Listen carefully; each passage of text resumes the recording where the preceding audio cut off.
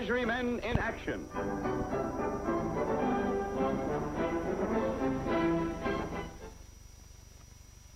This story began in Nogales, Arizona, at a time when we were investigating a case involving the smuggling of small quantities of heroin into this country from across the Mexican border. Agent Kermit had reason to believe that an ex-convict named Vince Sanderson was a member of the smuggling ring, and in an effort to track him down, finally succeeded in locating his estranged wife, Laura. Well, we're not living together anymore. Mrs. Sanderson, we know he recently finished serving a 6-month prison term for armed assault. And we have reason to believe he might have returned to Nogales. You mean Vince is coming back again? Was there any reason he shouldn't come back, Mrs. Sanderson? No. He doesn't know where I am. I mean, I didn't leave word when I moved. But if Vince is out of prison again, he'll try to find me. He'll look for me. Well, Mrs. Sanderson... Why did they let him out of prison again? Why don't they put him away someplace where he can't ever get out? Don't they know what he's like? This is what he's like. This is what he did to me for being late with supper one night. For being 15 minutes late. Is that from a beating? One beating, Mr. Kermit. Don't you understand what I'm trying to say? Vince is out of his mind. He's quiet one minute and he's a raving maniac the next. The smuggling of narcotics into this country has long been a difficult problem to agents of this department, who must guard long stretches of border territories in order to prevent a single truck or horseman or even a man on foot from stealing across the boundary lines under the cover of night with small packages of illegal drugs. And now, in my role as Chief of the Division of Investigations, United States Customs, I'm going to tell you about a man who thought this kind of smuggling was the answer to his problem, but who only succeeded in destroying human life. This is Treasury File 1140, United States Customs. The case of the shot in the dark.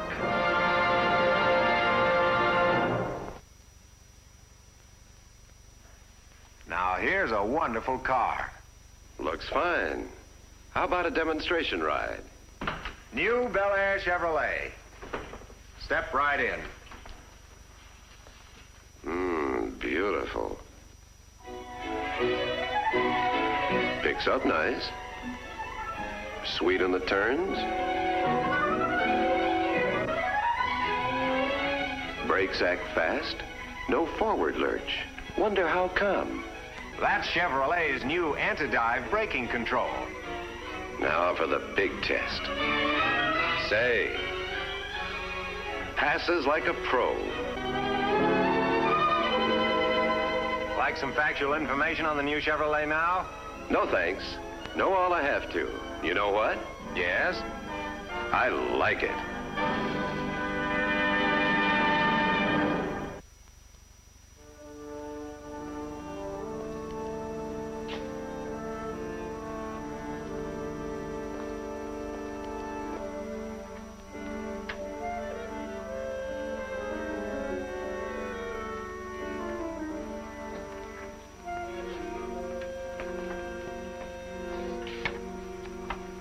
Hello, Laura.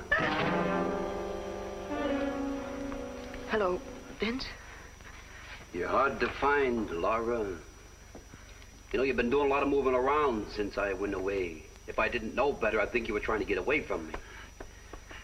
Vince, You know, Laura, another guy, he might get mad at something like this. Another guy comes out of jail, and he finds his wife has moved, and nobody knows where. He might even get the idea that she walked out on him. And it wouldn't be nice, would it, Laura, to walk out on a guy while he's sitting in jail? Vince, I'm just trying to Where you living now, Laura? Alone, Vince. Don't you understand, Vince? I'm afraid of you. I've always been afraid of you. It's going to be different this time, Laura. This time we're going to have money. Not just a little bit, but lots of it. 25 grand. Saturday night, I got an important date in Mexico. When I come back Sunday morning, I'll have it all in cash. It isn't the money, Vince. You just don't understand. I understand this. You're my wife. Now, don't you forget it. And you're coming back to me, you hear? I'll make it up to you, baby. You'll see. But you're coming back. Back.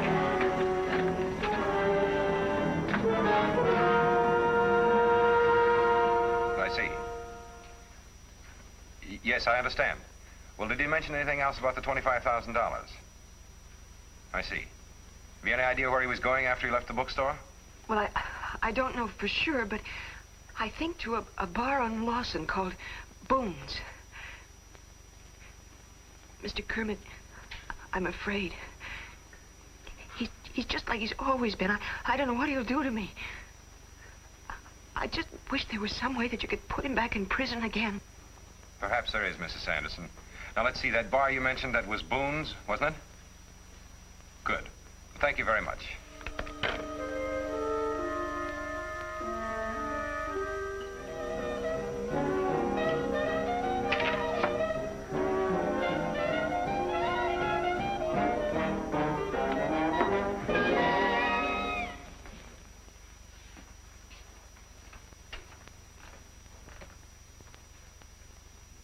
Thought they had you up in Tucson for an 8-month rap. Only 6 months. I've been out a couple of weeks already.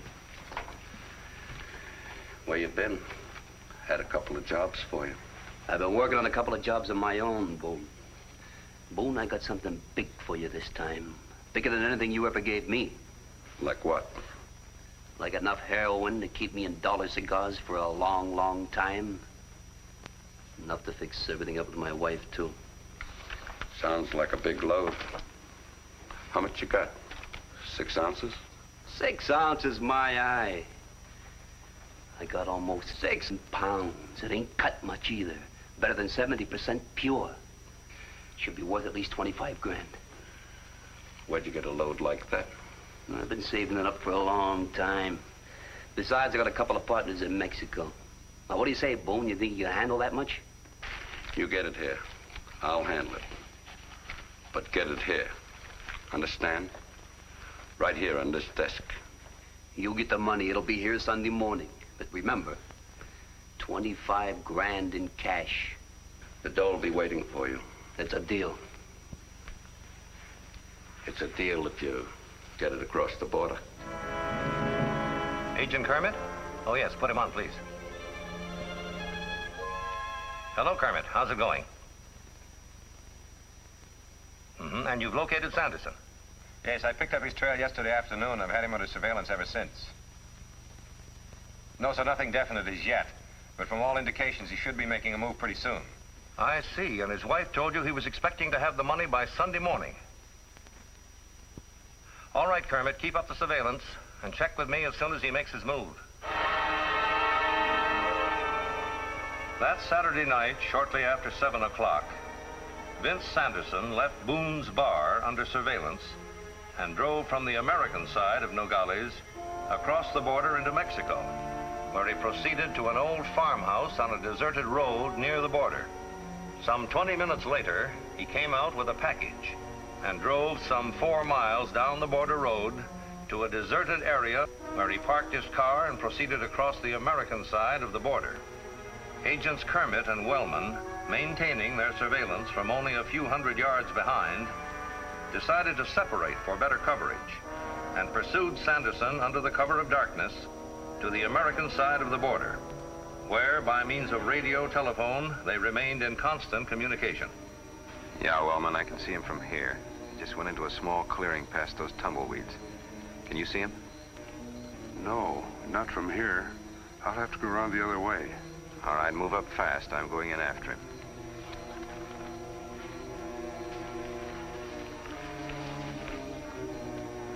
Hold it, Sanderson. Customs officers, don't move. There we are.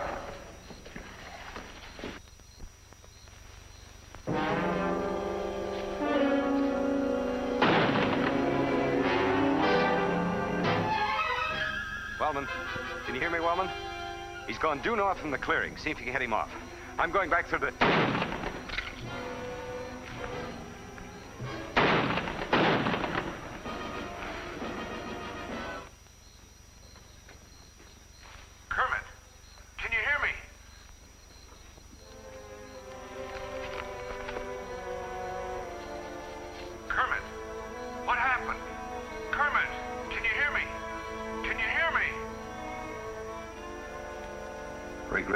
inform you, Customs Agent Kermit killed early this morning, line of duty.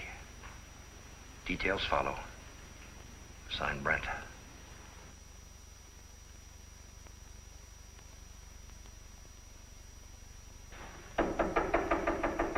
Yes, come in.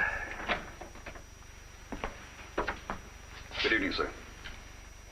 You've heard the news, Culver. Yes, sir. Kermit's brother called me from the galleys after it happened. That's why I asked to see you, Chief. What's on your mind?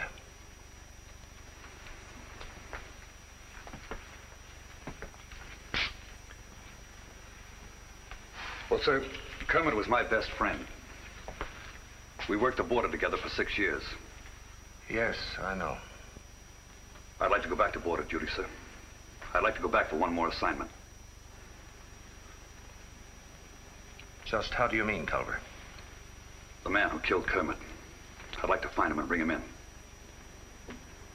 Aren't you on an assignment now? No, sir, I just finished one. If you can hold up on the next, I'd like to do this first. I'm only asking for 2 weeks, Chief. 2 weeks in which to find the man who killed Kermit. You think you can find him? There's nobody who'll try any harder. Soon after leaving my office, Agent Culver was on a plane bound for Arizona. After a preliminary investigation of Kermit's belongings and personal notes on the case, he went immediately to the scene of the crime, where State Police Lieutenant Campbell gave him a brief rundown on details. Miss Anderson must have crossed the riverbed over there. We found footprints leading from there right up through here. There's no lead as to where he might have gone after leaving here. No. Nobody reported seeing him? Not yet. His picture's in all the papers, and we've distributed circulars to every town within a 100-mile radius. With that kind of coverage, we'll find him. Well, I doubt if he's in these woods any longer. Probably found himself a place to hide. Question is, where? Let's go back.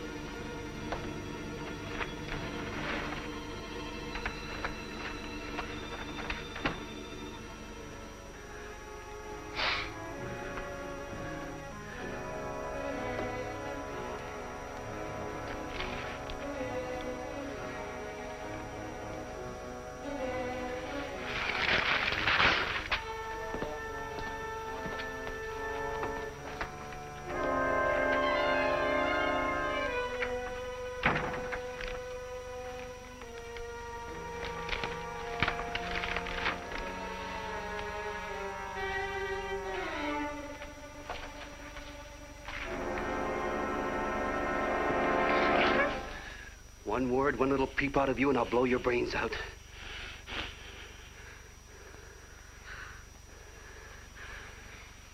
I did that, Lars, so you wouldn't scream.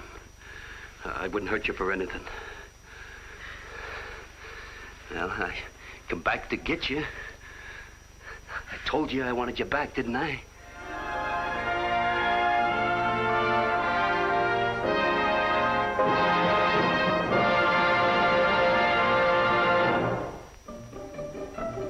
Meet Smokey Joe, folks. He sends up smoke signals when he drives. This makes his wife fuming mad. Here's her solution. Chevrolet has a much better one. Chevrolet's new high-level ventilating system captures fresh air here, above the hood, and delivers it here for maximum comfort. Ah, our friends are now driving a Motoramic Chevrolet. Is everybody happy? Good. Even in the driving rain, you always have fresher air inside a new Chevrolet. Uh-oh, at it again. He wants less air, she wants more. Hold on. There's an air control knob for each of you on the instrument panel. Ah, love is grand in a well-ventilated Motoramic Chevrolet. Vince. You know, your window was open, almost like you were waiting for me. How did you find out where I live? I found out. That's the main thing, ain't it? Vince, are you crazy? They're looking for you everywhere. How long do you think it'll be before they think of my place? Do you think I came here just to hide? I came back to you, Laura. Please, Vince. We'll go away together. We belong together. We'll go away and start all over again. Way away, where they'll never find us. Just Laura and Vince. Are you crazy? After you killed a man, do you think For you! For us! Sure, I killed him. Don't you see? This guy, he stood in the way of my getting the 25 grand I promised you. Sure, I killed him. When a man stops you from getting something you want, what else you do? No, there's nothing definite to report, Chief. We've checked the places where Sanderson usually hangs out pretty thoroughly, but he hasn't shown up at any of them. We can't find anyone who knows his wife's newest address. Well, Sanderson may not have gone back to Nogales as yet, but if he's carrying a package of narcotics, the chances are he'll try to reach his contact there. According to Kermit's last report, heroin is being purchased by someone in that area. That's what I'm working on now, Chief, the contact. According to Wellman, Kermit thought it might be a man by the name of Boone who runs a bar here. Sanderson was seen going into Boone's private office several times. Meanwhile, Sanderson has one big advantage over us. Time. All right, Chief. I'll get in touch with you as soon as anything happens.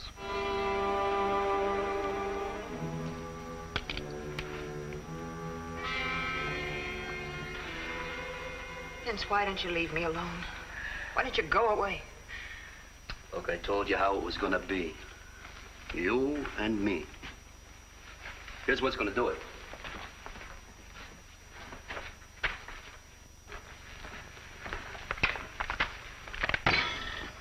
What is it? This is what's gonna help us, baby. This is our ticket to a new start in life. Vince, please don't make me get mixed up in anything that... Vince ain't making you do nothing. Vince is only trying to help you, and you're fighting him.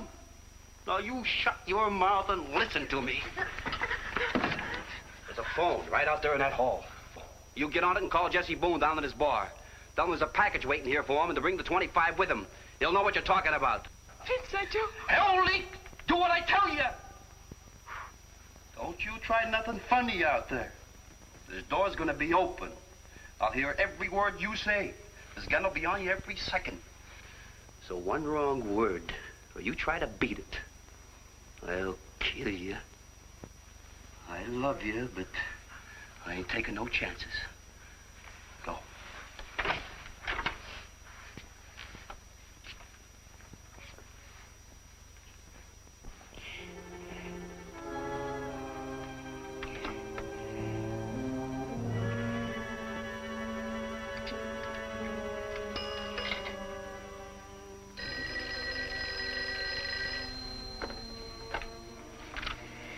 Hello?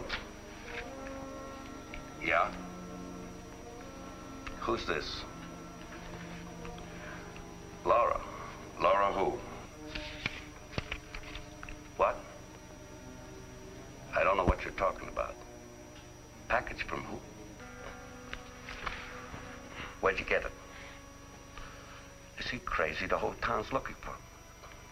I can't come over there with... All right.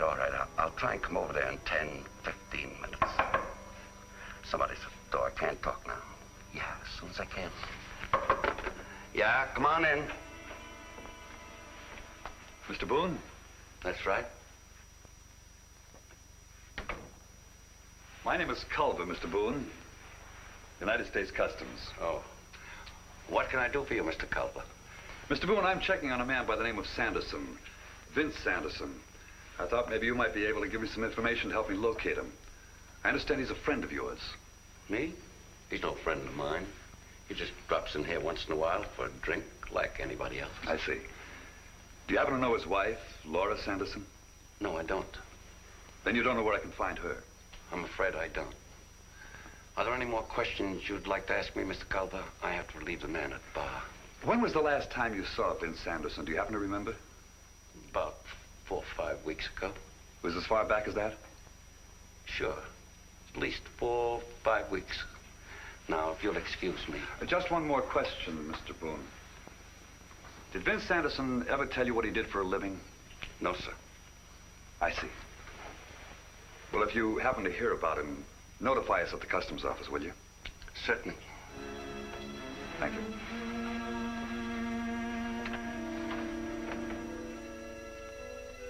There's something wrong. I know it. He should have been here long ago. Boy, if that Boone is pulling a fast one, I'll kill him. You want me to call him again? You called him twice, didn't you?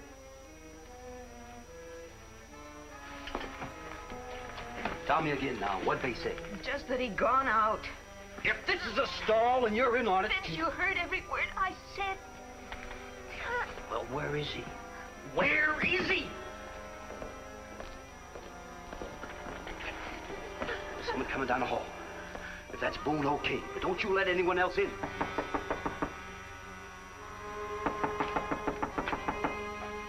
If you let a cop in here, Laura, and I'll blow his head off and then yours. Now go.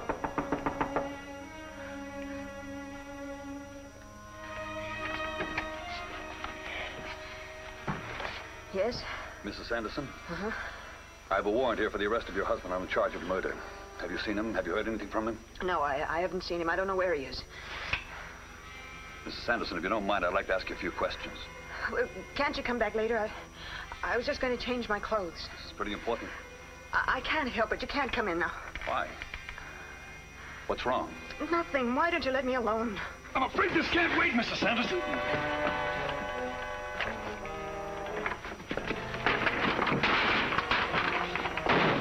Douse the lights.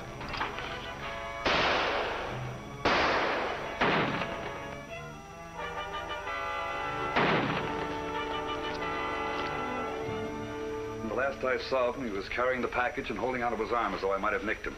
Maybe more than nicked. There's a trail of blood leading through the alley out to the road. You've got to find him. If he ever comes back... Now, don't you worry about that, Mrs. Henderson. A man in his shape can't get very far. But we can't count on that. We'll have to keep after him till we get him. By the way, what's the word on Boone? We picked him up in his car. He'll be ready for questioning whenever you want him. Looks like we'll be wanting him real soon. In view of what Mrs. Sanderson here tells us about the package, the phone call she made to Boone for Sanderson, Mr. Boone is going to have a lot of explaining to do. In the meantime, what are your plans? An all-night search for my men. Mine, too. We can't let up on this for a minute. Incidentally... Yes? If Sanderson is hit as badly as you think he is, we better alert all the hospitals and doctors in this area. Sooner or later, a man with a bullet in him is going to need medical attention. Don't you worry, Mrs. Sanderson.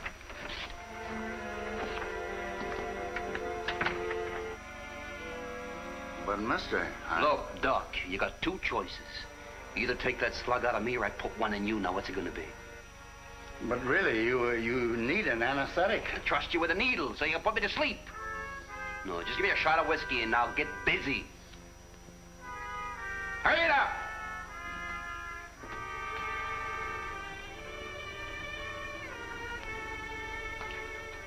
Well, that's about it, mister. But you will have to keep that dressing dry. You all finished that, Doc?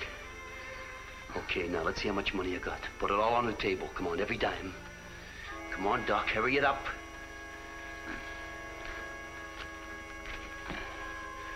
Now, I want to take some tape with me. Where do you keep it? Well, it's over here in the cabinet. We'll go over and get it.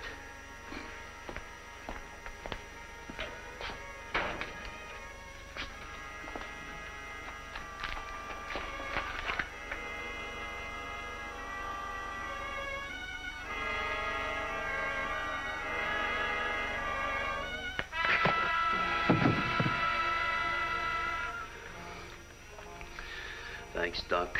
Thanks a lot.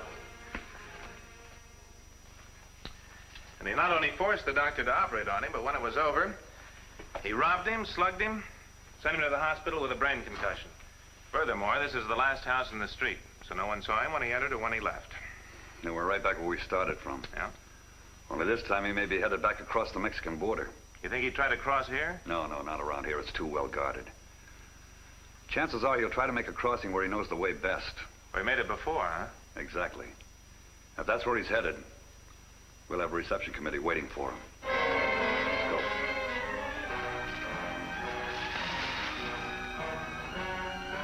right, Sanderson, hold it. Get your hands up in the air. Quick! All right, drop the gun. Let it slip out of your fingers slowly.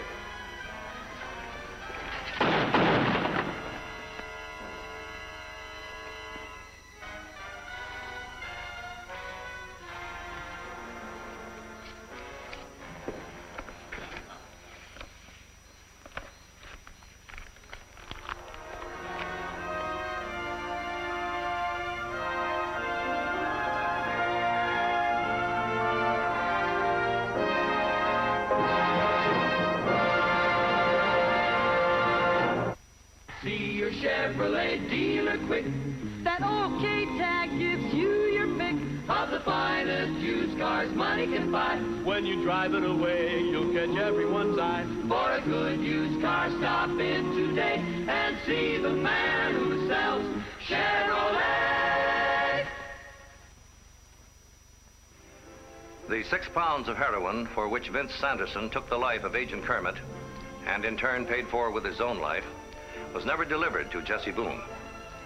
Instead, a warrant was obtained to search Boone's business office.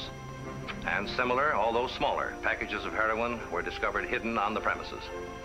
Boone's arrest and subsequent confession led to his own conviction, and the eventual rounding up of a large ring of narcotic smugglers who no longer can practice this vicious racket.